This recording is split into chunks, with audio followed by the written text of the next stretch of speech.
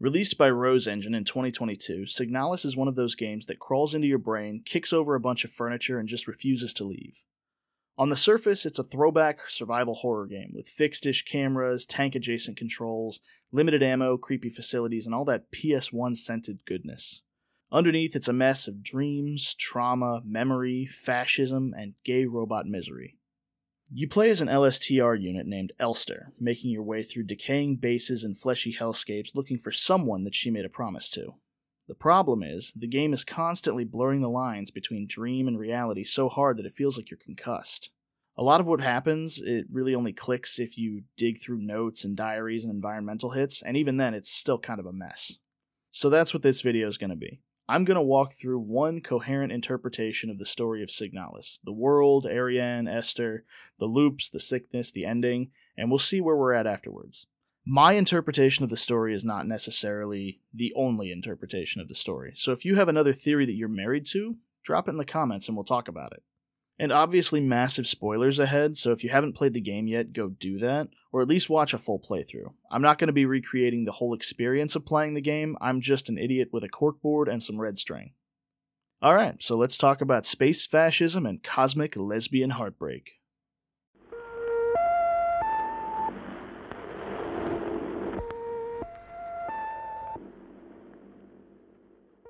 The story takes place in some distant star system where everything is tuned to a weird cosmic power called bioresonance. Think of it like the universe's background song. Stars, rocks, people, all vibrating to this cosmic radio station. Most living things don't hear it, some rare people do, and a very rare handful can not only hear it, but can conduct it. They can reach into that signal and twist reality around it. On a little blue planet in the system called Veneta, one of these conductors shows up. The Empress. She can tap into minds, influence people, sense emotions, and basically mind control her way to power. She unites Veneta's different cultures under the Yusan Empire, sticks herself on top, and then goes, neat. Now let's go to space. With bioresonance-powered tech, they colonize the systems. Kitesh, a red desert planet next door, Rotfront and Haymat, frozen moons way out there full of factories and colonies, and Buyan, a hell world near the star where they build an imperial palace floating above toxic clouds. They pull this off with a bunch of advanced tech like artificial gravity, climate manipulation, but the most important piece for holding the whole mess together are the replicas. Replicas are androids, mass-produced bodies built to work specific jobs. The mind inside comes from a gestalt, a human citizen whose neural pattern is used as a template, so every replica unit is basically a photocopy of this person's psyche, stuffed into a synthetic body and made to do one job forever. Different models have different roles. Yule does domestic stuff like nursing, cleaning, and caretaking. The Mina does hazardous work like mining and security. The Storch and Star units are military and security units, often called the Protectors. The Calibri are bioresonant morale and control units, reading the emotional room and stabilizing other replicas. The Falk is a terrifying commander unit with strong bioresonant control who can impose their will on weaker minds. But here's the catch. Nobody actually fully understands how this tech works, and it's not clean. Because their minds are built from human templates, replicas can get contaminated by their original person's memories. Certain stimuli, depending on the model, trigger flashes of the Gestalt's old life, and if those memories start coming back too hard, the replica breaks down. As an example, for Mina units, something as harmless as stuffed cat toys can destabilize them. For Adler units, boredom itself is dangerous. Literally existing too long with nothing to do is a hazard. To prevent total mental collapse, they're given coping items and routines, little stabilizers, but if things go too far, the only solution is to decommission them. And even with all that, the Empire still manages to do things well enough to ride this into a giant golden age. Space roads, space cities, space fascism, everyone's vibing. For a while.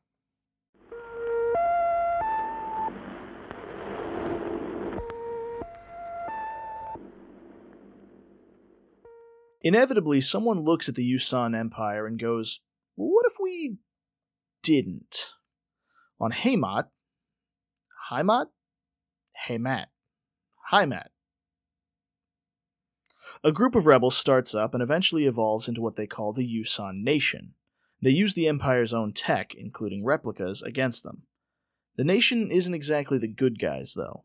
They're ultra-authoritarian in their own way. Heavy censorship, with books, music, and films banned for being too Empire-friendly, paranoid surveillance, cameras everywhere, constant monitoring for spies, endless propaganda, and forced conscription. Citizens get funneled straight into military service when they come of age. Despite being a boot on a different neck, the Nation is effective as hell. They seize Heimat, and then Leng, and then Rotfront, and then after that, they go for the throat. Veneta, the original homeworld, the cradle of mankind.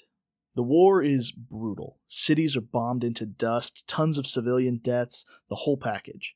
In the end, the Nation takes Veneta, but the Empire blockades it from space. And from Veneta, the Nation bombs surrounding Empire worlds like Kitesh and Buyan. So you end up with this Cold War but not really situation. Two powers, both awful in different flavors, glaring at each other across space while normal people get ground into paste. And in the middle of all that mess, a few key people who matter a lot to the story.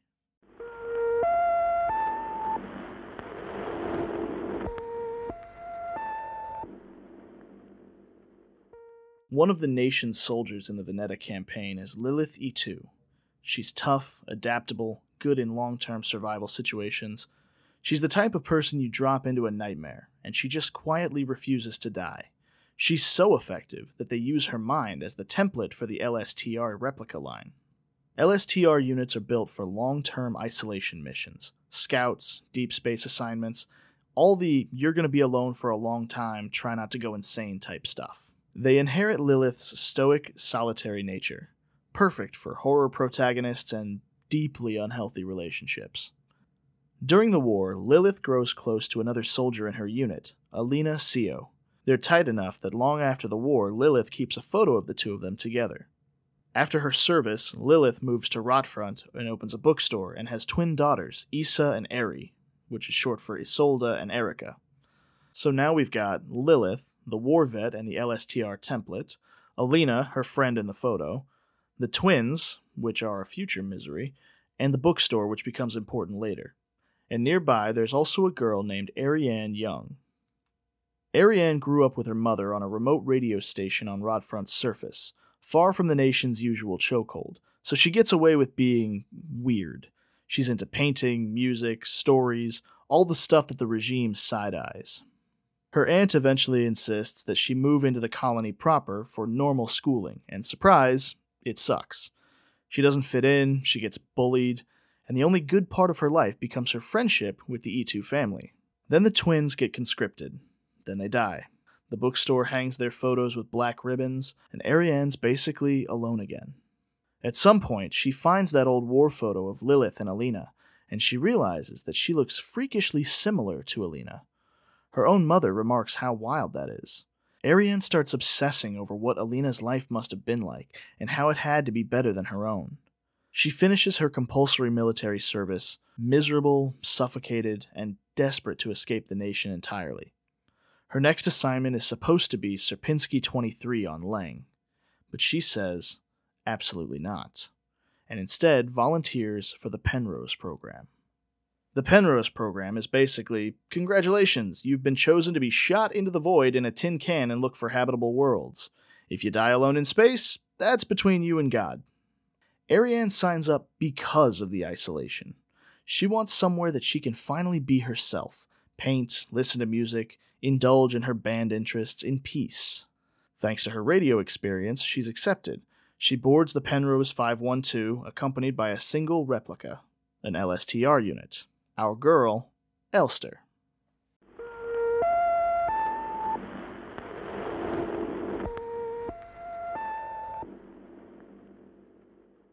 Once the Penrose leaves the system, Ariane completely ignores her manuals. She doesn't care about the ship's maintenance or reactor safety. She wants to live after a lifetime of repression. So she paints, she dances, she watches movies, listens to banned music, and reads contraband books. Basically has a one-woman fuck the nation arts festival in space. The boring stuff, like keeping the ship alive, gets quietly dumped on Elster, which she can handle. That's what she was built for, after all. And at first, Ariane avoids Elster. She wanted isolation after all. And Elster's default is stoic, distant, clockwork efficient.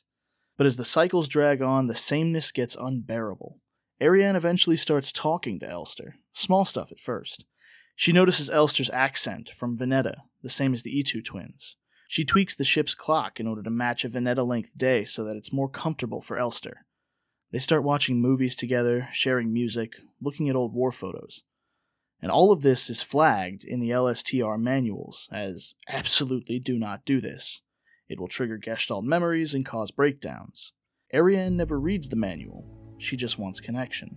Elster doesn't resist either, whether it's Lilith's old feelings leaking through because Ariane looks like Alina or just genuine bonding, the result's the same. They fall in love. So now you've got a failing deep space mission, an LSTR unit whose template is a war survivor, a girl who looks like the template's old friend, and they are very much not just co-workers anymore. Around the 3000th cycle, they finally receive new mission parameters from the nation.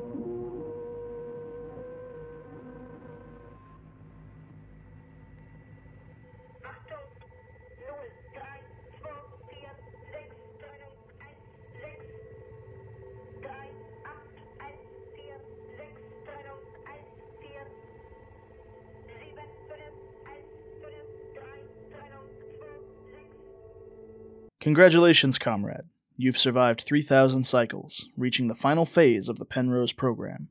With the end of the operational lifetime of your replica unit approaching, it is time to prepare for the final phase of the mission. If you have not found a suitable world for landing by this point, accept that you will not. Find solace in the thought that others might be successful where you failed. As you are probably aware, your ship's spare parts and rations will soon be depleted.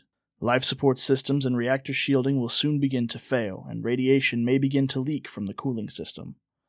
We recommend that you do not attempt to prolong your suffering by reusing old filters or rationing supplies. Instead, make peace with your fate. We suggest that your replica, while it is still functional, to spare you a slow and agonizing death, or that you take permanent rest in the cryogenic pod. Remember that you will die having served your nation by partaking in a glorious demonstration of our power. And what do they decide to do? They continue traveling for over 2,000 more cycles. And here's a little detail that the game absolutely refuses to clarify. The length of a cycle.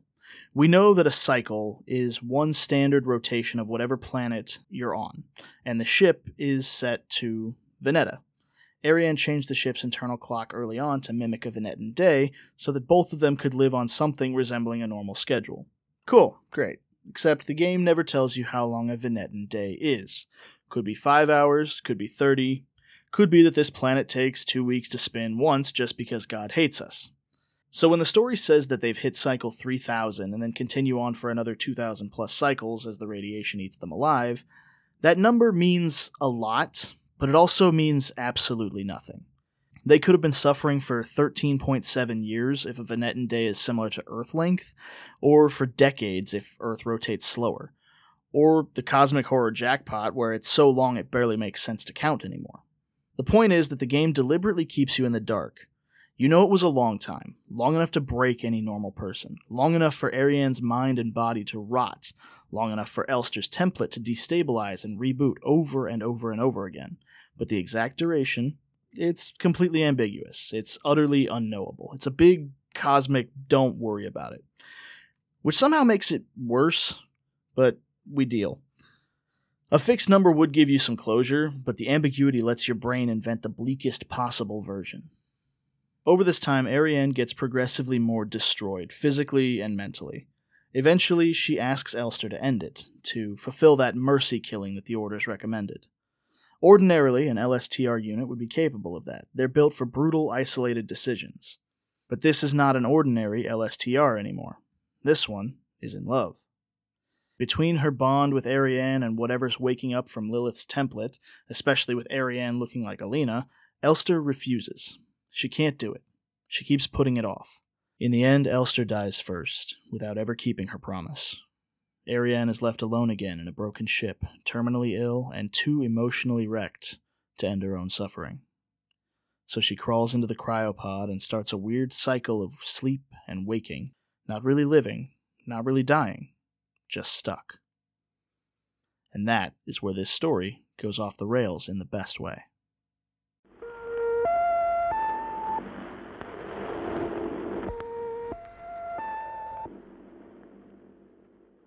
Here's the thing. Ariane isn't just some artsy misfit. She's bioresonant. And not just a little. Potentially on par with or even beyond the Empress. Her power has always been there, but faint enough that the nation basically shrugs it off.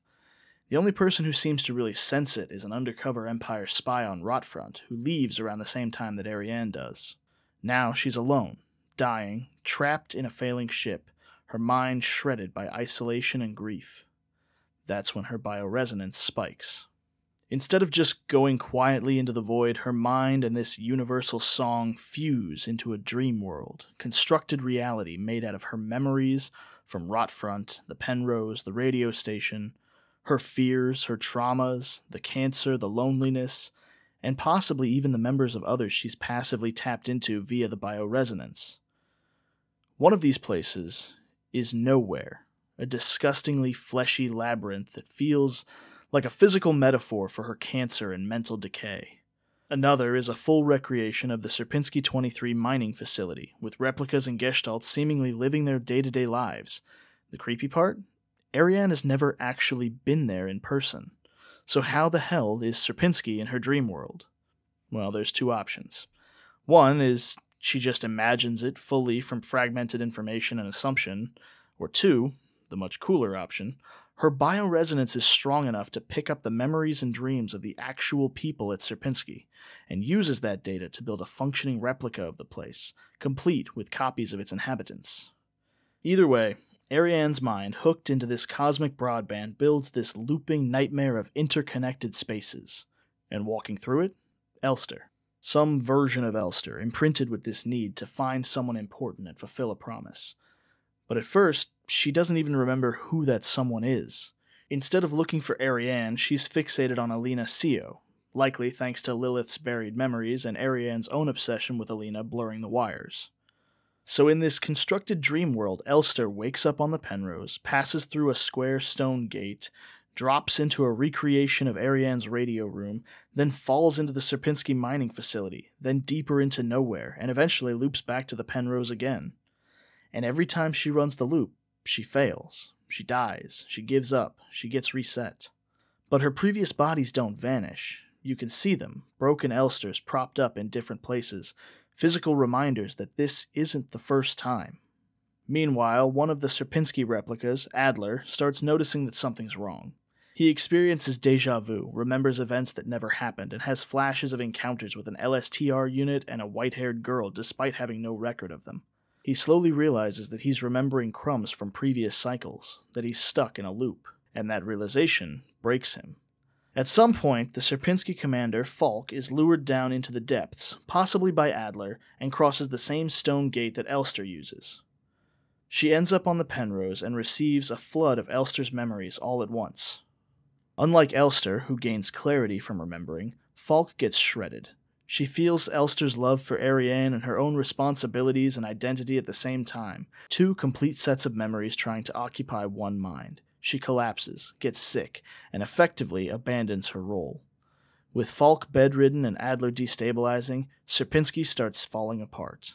And then it gets even worse.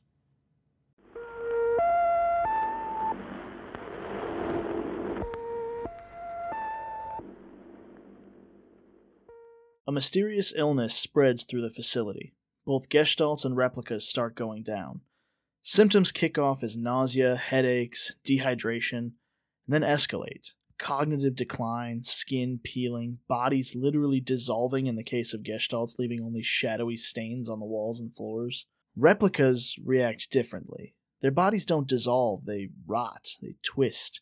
They become grotesque and violent monsters driven purely by hostile impulses. Autopsies show that their insides are overrun with cancerous growths that somehow keep their bodies alive enough to reanimate even after decommissioning, unless you burn them. The only true effective way to get rid of them is fire, the incinerator, thermite flares, whatever gets hot enough. As more and more replicas fall sick, they can't keep up with the burning, so the flares become improvised solutions out in the field. The sickness mirrors Ariane's condition back on the Penrose, her own body slowly being eaten alive by radiation-induced cancer, trapped in a limbo where she can't properly die.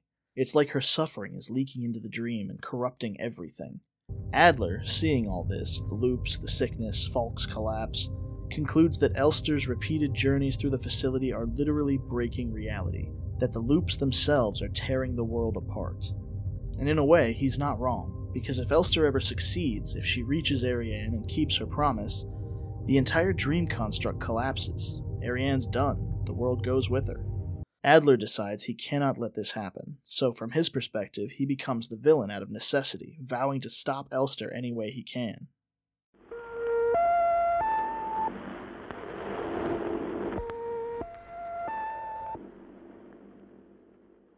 In the loop we actually play, Elster wakes up again and does the familiar crawl through Sierpinski, Nowhere, and beyond.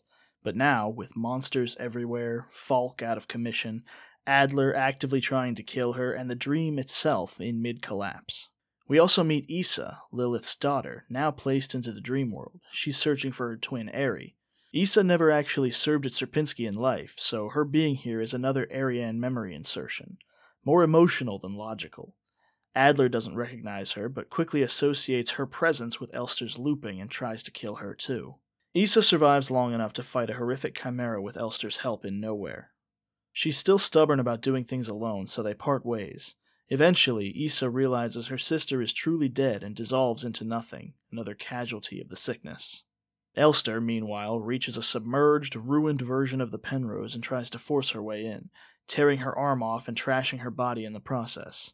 She fails and seems doomed to reset again. But at the brink, the memory of her promise snaps back into focus. Instead of resetting back to the usual starting point, she finds herself near a different version of the Penrose, more intact, echoing the beginning of her journey.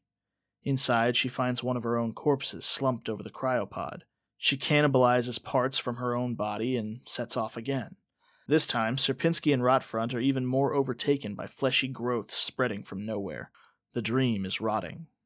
Elster returns to the radio room, reads The King in Yellow, breaks the seal on the final door, and prepares to leave the dream permanently.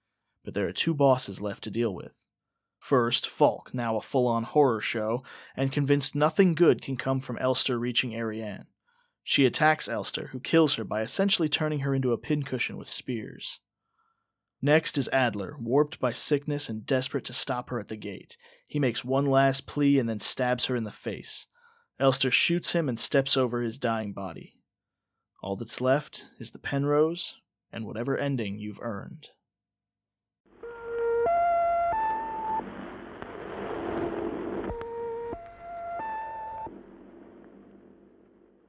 Which ending you got depends on how you played, how much damage you took, how often you healed, how aggressive you were, and how you interacted with enemies. The first ending, Leave, is failure by exhaustion. If you played cautiously, conserving resources and avoiding fights, basically careful survival mode, Elster reaches the Penrose but doesn't have the will to go through with the promise. Too drained, too broken, too done. Instead of facing Ariane, she wanders into the barren wasteland around the ship and dies on her feet. Her corpse becomes yet another marker in the cycle for some future Elster to step over. Ending 2, Memory, failure by forgetting. If you rushed through the game ignoring basically everyone and everything to make it to the end as fast as possible, Elster reaches the Penrose and finds Ariane in the cryopod. But due to the dream world decaying and Ariane's brain and body being wrecked, Ariane no longer remembers Elster or the promise. Without Ariane asking her to do it, Elster can't bring herself to follow through. So she just lies down beside the cryopod and dies next to her. That corpse becomes the one later Elster steals parts from. The loop continues. Ending 3, Promise, keeping her word. If you play aggressively, fighting, pushing, never giving up despite piles of bullshit, Elster reaches Ariane and both of them remember the promise. This time, she follows through. She kills Ariane and ends her suffering, fulfilling her promise. And in doing so, she ends the entire nightmare loop. The dream collapses. The story, in this reading, ends there. But there's one more ending. Ending 4, Artifact, the Ritual. There's a secret optional ending tied to a safe in the radio room before the Falk fight, locked with 3 padlocks. If, in a previous loop, you tuned your radio to specific frequencies in certain areas, you can find the Key of Love on a body in Sierpinski's torture room, the Key of Eternity on a shelf near a painting in the storage dorms, and the Key of Sacrifice, in a box in the back of the E2 bookstore. Unlock the safe using a code you heard in an earlier broadcast, and you'll find a pot of white lilies. When Elster takes them, she's transported to a strange ritual site, 6 stone pillars, each with an Elster corpse at its base, and a central pedestal with a glowing artifact. She places the lilies on a pillar. The image parallels a memory she glimpsed when regaining her past lives, suggesting Lilith may have done something similar for Alina. We don't get a detailed explanation of what the ritual is, but the result... In the clouds above the crashed Penrose, a massive red eye opens up and gazes down inside the ship. Elster and Ariane dance together, healthy, happy, and free from the loop. Whatever that ritual did, it broke them out of their cycle and gave them one final moment of peace.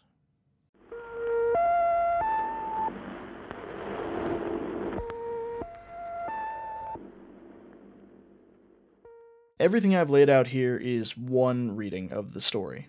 It's a pretty popular one, but it's not the only one. Other takes include the idea that it's not a dream world at all. In this version, everything, Sierpinski's collapse, the sickness, the looping, is happening in the real world. That Ariane's bioresonance is catastrophically warping reality across the whole USON system. Another is that the Red Eye is actually an eldritch god. Some people see the Eye as an independent cosmic entity living beneath Sierpinski or is linked to the artifact, with everyone trapped in some cosmic ritual or game. In that reading, the artifact ending is basically appeasing the god to grant release. And then there are dozens of smaller theories about symbolism and first-person dream segments, who remembers what in which loop, what nowhere actually represents, and so on. But that's the beauty of Signalis.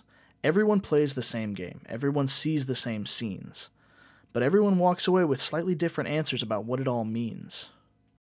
So I didn't cover literally everything in Signalis. Honestly, we'd be here for hours if I deep dived every symbol, every painting, every radio code, card suit, every reference to the King in Yellow, every classic horror reference. But this version should at least give you a basic understanding of how the world works, who Ariane is, who Elster is, why there are loops, why everything's dying, and what the endings roughly represent. If you've got questions, throw them in the comments. I'll do my best to untangle them without needing a second corkboard. And if you've got your own theory, drop that too. Signalis is one of those games where half the fun is seeing how different people connect the dots. But anyways, that's my take. I'm gonna go listen to the soundtrack and stare at a wall for a while. Also, I want to say thank you for watching if you've watched this obscenely long video, and if you like this kind of longer form stuff, let me know in the comments and I will continue to make more of them. Also, make sure you like, comment, subscribe, did the bell thing, all that stuff really does help me out. Okay, bye.